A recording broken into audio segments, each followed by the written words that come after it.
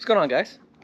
Coming back here with another video, and we're just trucking away on this Subaru right here. So just to remind everyone, this is a 2015 STI. When I took the engine out, it was nothing was wrong with it. It's actually sitting right there still.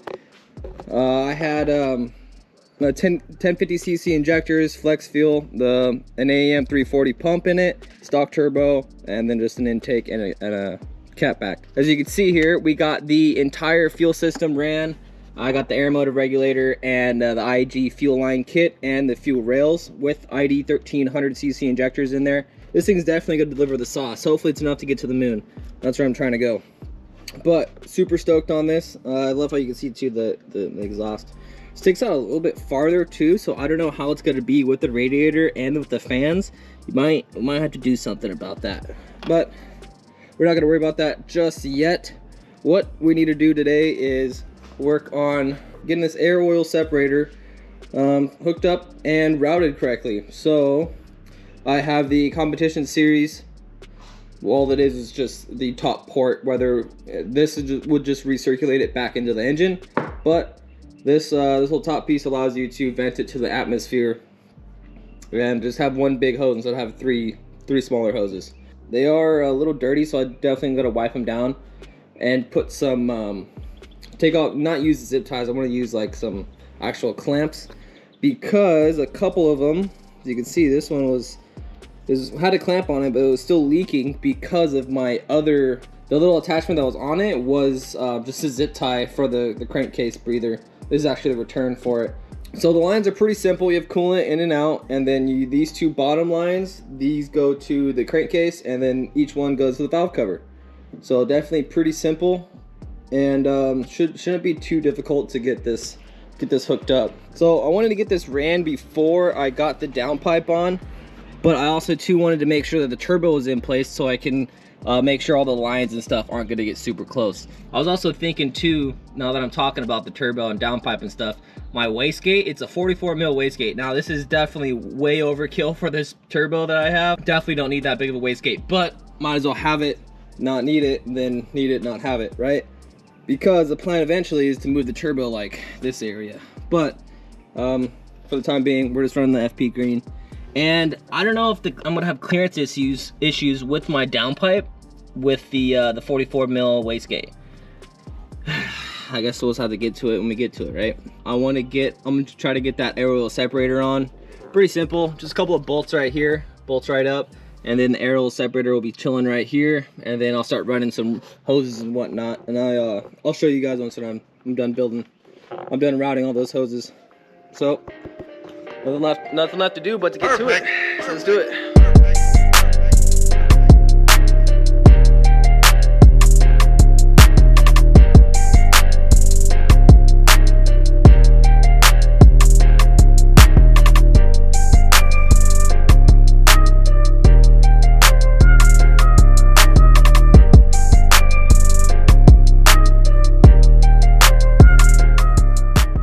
Alright, that was pretty simple.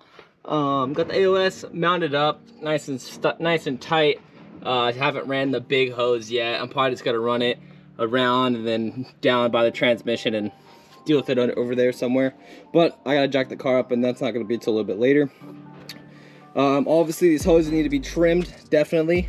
They all need to be trimmed. So I have the top one wrapping around to the most front port on the valve cover.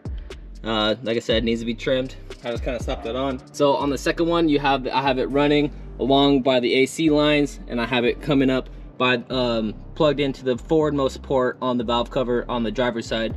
So this third hose and the drain as well, they both route back, and they meet up at the same port. It's for your crankshaft ventilation. If you're looking from inside the car, you can see that's the port right there.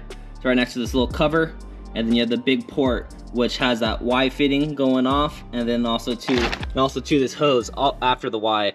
So you can see the Y is down there. Have the Y for this hose going to it, and that is the drain. The drain goes to the bottom, and then the third hose, or this hose, goes to the top. So I don't know. Just wanted to explain that a little bit, just so you guys can get a good understanding of how the routing is for this. Pretty simple with the street series, with the competition series. All right, so as you guys saw in the other videos, this box just sitting in the background. So I did go with the COBB catted downpipe. So we got both of them sitting side by side, and just first glance, you can definitely tell we got some room right here, definitely. Taking out one of the cats, but like I said, I'm still keeping one of the cats. This thing right here is gonna make it sound amazing. Now they did pretty good too on the weld. I mean, maybe I can do better. Maybe like that. That's me. Let me go ahead and find those bolts and let's get this downpipe installed.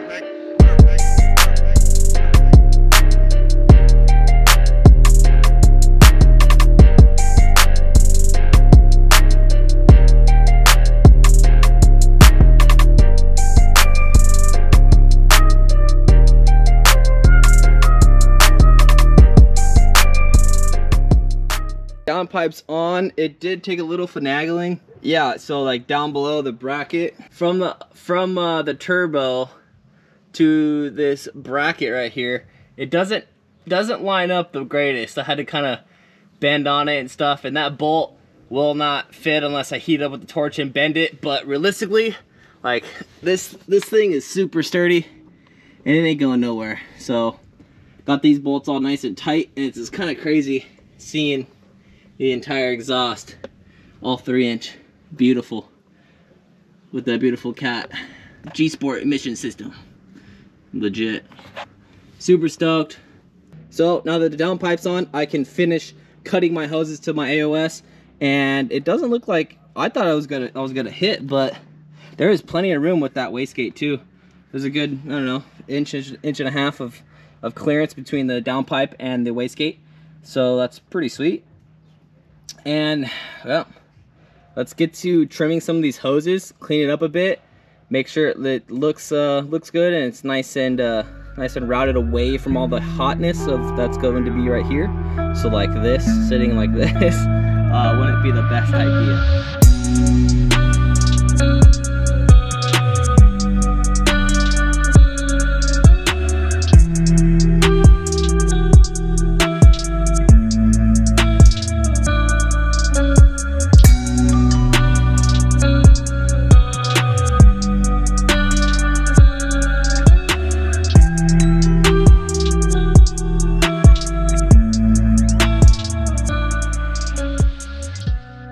Alright, so this thing's looking, I was just laying under here and I was just admiring how this looks. It's beautiful.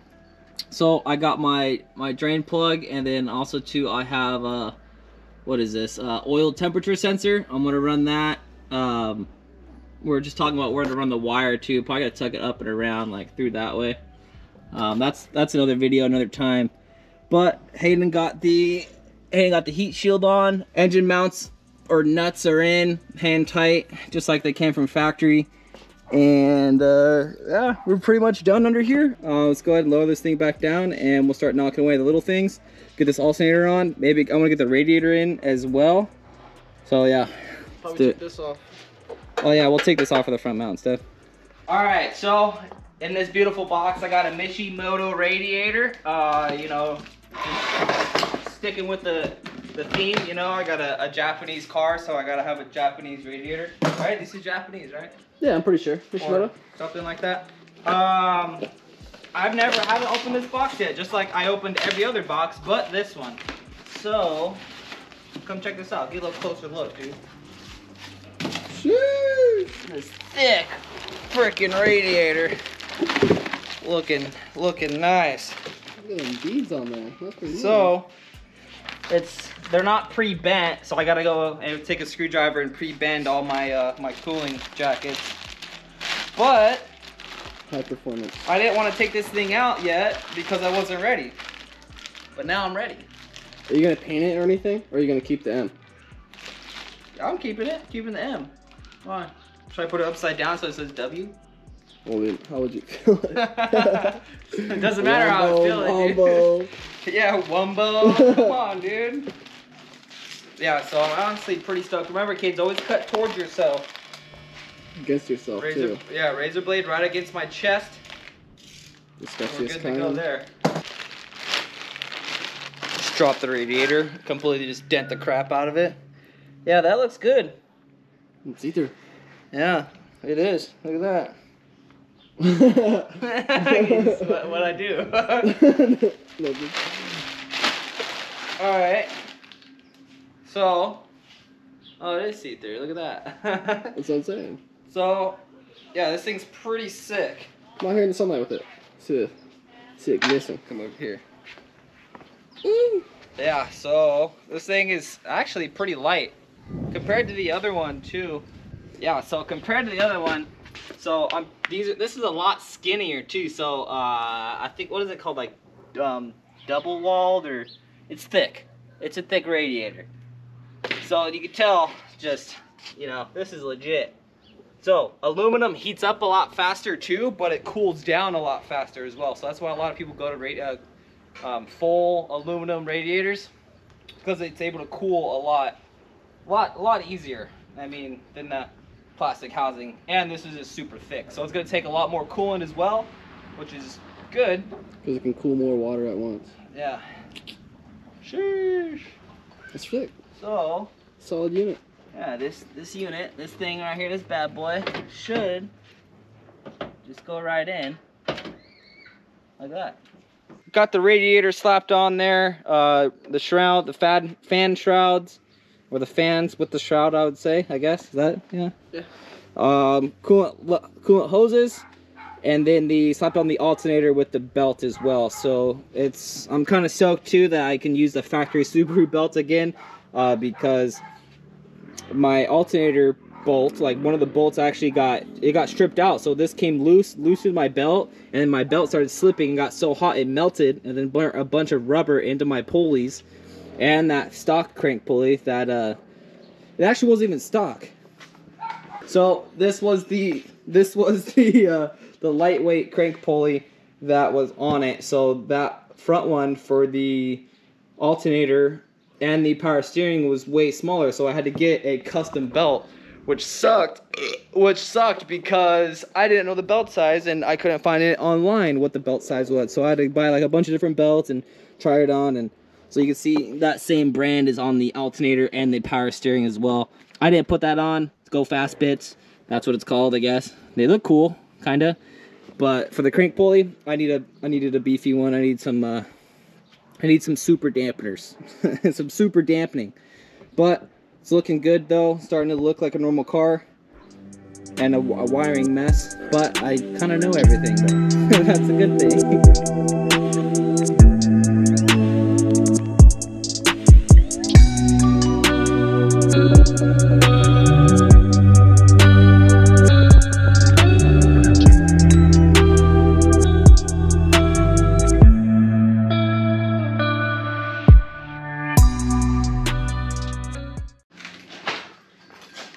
Alright, what are we doing? What are we working with?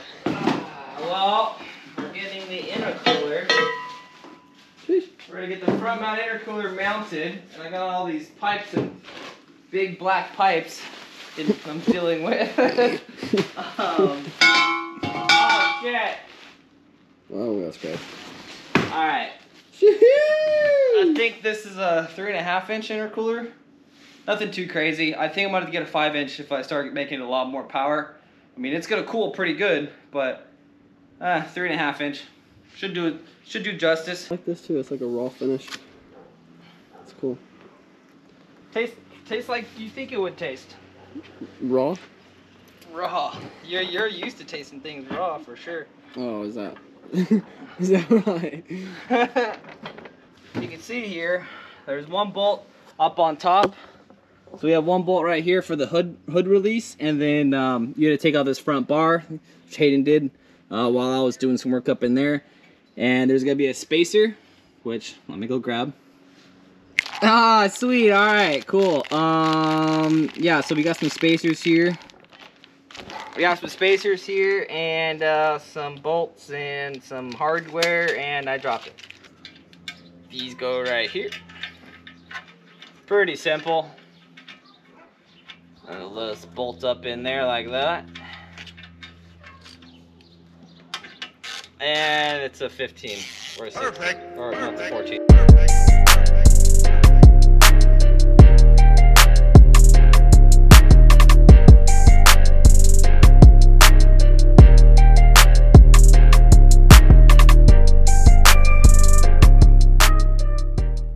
the next day. It was getting dark the other day, and I just got the intercooler pipes ran, and then as you see, I'm a little dirty already because I just wanted to button up a couple other things, right? So I ran my flex fuel sensor. I just plugged it in and then connected it to the TGV plug, and then I ran the wire down to where it goes to the O2 sensor.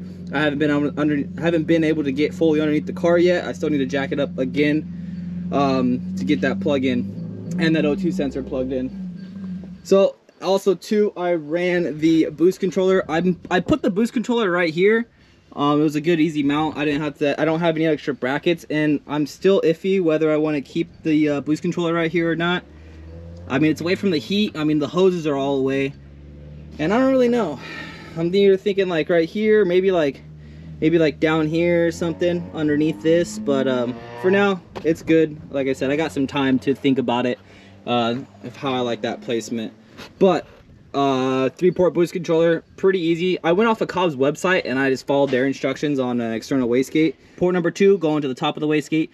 Port number 3, it's going to the intake, so it's ran through here, and I have it going right here for the intake. So it just ran underneath the manifold and then looped over there. And then for port number 1, they want you to tee it off. So this is going down to the side of the wastegate, and then it's also it's teed off, and then it's going to the turbo. So I have that port going to the turbo, and I guess that's just how they wanted to run it. So that's how I'm gonna run it. But yeah, I've just been slowly but surely knocking this thing away. I got the front fender on. It's definitely looking pretty nice. Yeah, I didn't cut anything, and it fits with a 3.5-inch intercooler. And I'm still debating whether I want to cut this. I definitely don't want to cut this. Some people do it, and I think I would just mess it up and it would look like crap. But for now, it's cool. You know, sleeper status. Definitely won't, definitely won't have as much cooling. But we'll get to that when we get to there, right? We'll see how I like this for now. I can always change that.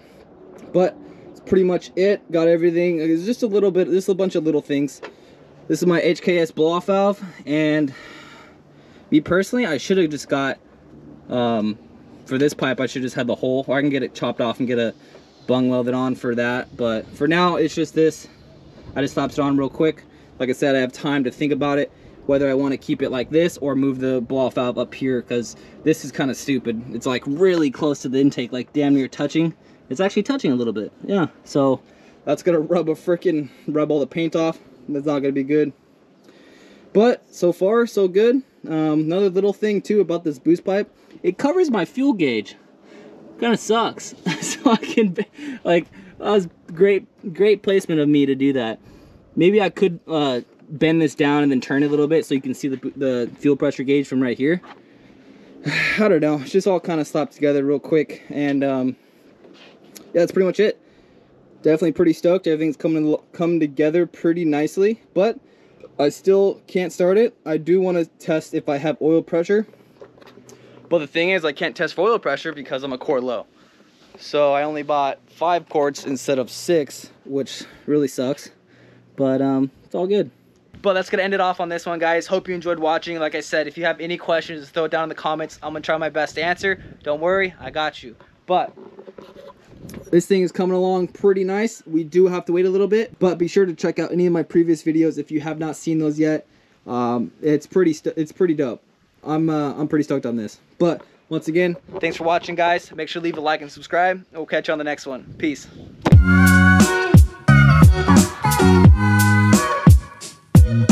right back.